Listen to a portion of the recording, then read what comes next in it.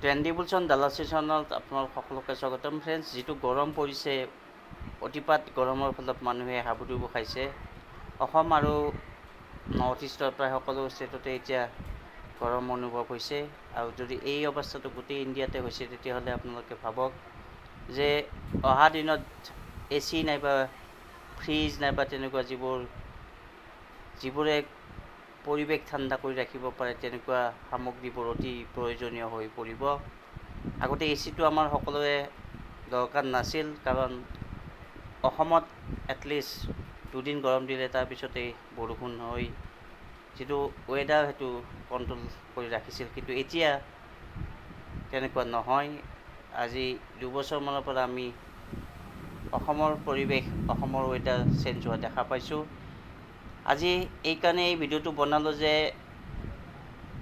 মাৰ্কেটত ওলাই গৈছিলোঁ আৰু যাওঁতেই কেইখনমান ইলেক্ট্ৰনিক্স দোকানত সোমালোঁ আৰু তাত যিটো দেখা পালোঁ সেইটোৱে আপোনালোকৰ লগত শ্বেয়াৰ কৰিবলৈ এই ভিডিঅ'টো বনালোঁ।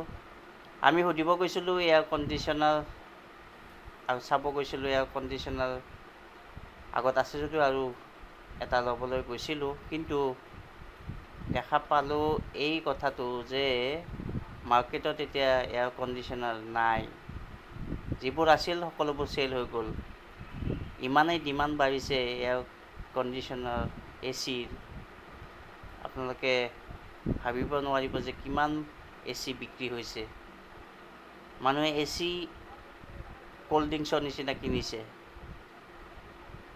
গতিকে এই ছেক্টৰটো যিবোৰ কোম্পানী আছে, আপোনালোকে যদি শ্বেয়াৰ মাৰ্কেটৰ হিচাপৰ পৰা চায়, তেতিয়াহ'লে এই কোম্পানীবোৰত নেক্সট যিটো কোৱাৰ্টাৰ ৰিজাল্ট আহিব, তাত আমি ভাবিছোঁ ভাল ৰিজাল্ট দিব। গতিকে এই ভিডিঅ'টোত আপোনালোকক তাৰ কেইটামান কোম্পানীৰ বিষয়ে ক'বলৈ ওলাইছোঁ। আৰু এই টপ কোম্পানীকেইটা যদি আপোনালোকে বাই কৰিব বিচাৰে, তেতিয়াহ'লে এই ভিডিঅ'টো চালে আপোনালোকে উপকৃত হ'ব।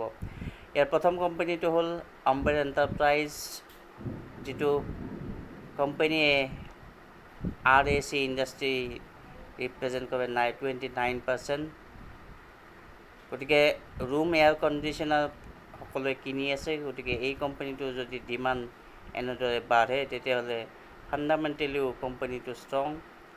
12,556 crore মাৰ্কেট কেপৰ এই কোম্পানীটো এতিয়া প্ৰাইজ হৈ আছে 3726, আৰু হাই লগাইছিল 4615 আৰু 52 উইক ল' 2064। ইণ্ডাষ্ট্ৰী PE 78 আৰু ষ্টক PE 94। ডিমাণ্ড আছে আৰু সেইকাৰণে PE অকণমান বেছি ট্ৰেড হৈ আছে। গোটেই ছেক্টৰটোৱে ডিমাণ্ড আছে। OPM 7 আৰু ডেপ্ট অকণমান আছে 1539 crore। ROE কিন্তু কম, কাৰণ এইবোৰ ছিজনেল কোম্পানী। কাৰণ AC সদায় আপোনালোকে বিক্ৰী হোৱা দেখা নাপাব। ঠাণ্ডাৰ দিনত বিক্ৰী নহয়, গৰমৰ দিনত বিক্ৰী হয়। গতিকে ROE এটা কনষ্টেণ্ট ROE পোৱা এই কোম্পানীবোৰৰ কাৰণে টান হৈ যায়। গতিকে ROE আপোনালোকে কম দেখা পাব। কিন্তু চুইং ট্ৰেড কৰিবৰ কাৰণে, পজিশ্যনেল ট্ৰেড কৰিবৰ কাৰণে এইবোৰ কোম্পানী ভাল, আপোনালোকে চাব পাৰে। নেক্সট কোম্পানীটো হ'ল ব্লু ষ্টাৰ লিমিটেড, আৰু এই কোম্পানীটোৱে মেইনলি লাৰ্জ চেণ্ট্ৰেল AC প্ৰজেক্টৰ ওপৰত কাম কৰে।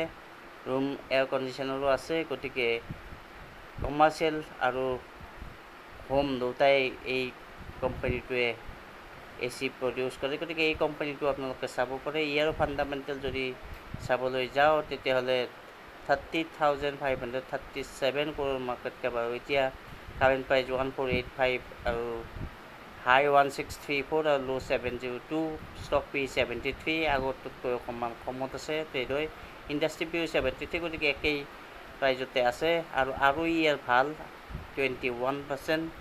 ডেপ্ট অকণমান আছে 243, OPM 6.87। গতিকে এইটো আপোনালোকে চাব পাৰে। নেক্সট আন এটা company Virtuoso opto electronics limited. এই কোম্পানীটোৱে অলমষ্ট একেই কামেই কৰে। এয়াৰ কণ্ডিশ্যনাৰ, ৱাটাৰ হিটাৰ, এই লাইটিং, এইবোৰৰ কাম এই কোম্পানীটোৱে কৰে।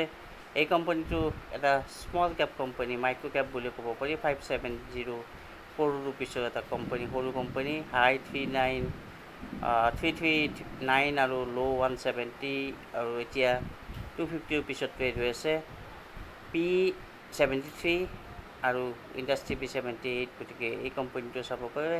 আৰু এই 13.5 শেষৰ আজি লাষ্ট কোম্পানী হ'ল হিটাচি এয়াৰ কণ্ডিশ্যনাৰ, যিটো কোম্পানীৰ AC আপোনালোকে প্ৰায় সকলোবোৰ ঘৰতেই যিসকলে AC ইউজ কৰে আপোনালোকে দেখা পাব। হয়তো 4,000 কৰোৰ মাৰ্কেট কেপৰ এটা কোম্পানী, কাৰেণ্ট প্ৰাইচ 1487 আৰু এইটো বছৰত 938, এতিয়া 52 উইক হাইতে ট্ৰেড হৈ আছে।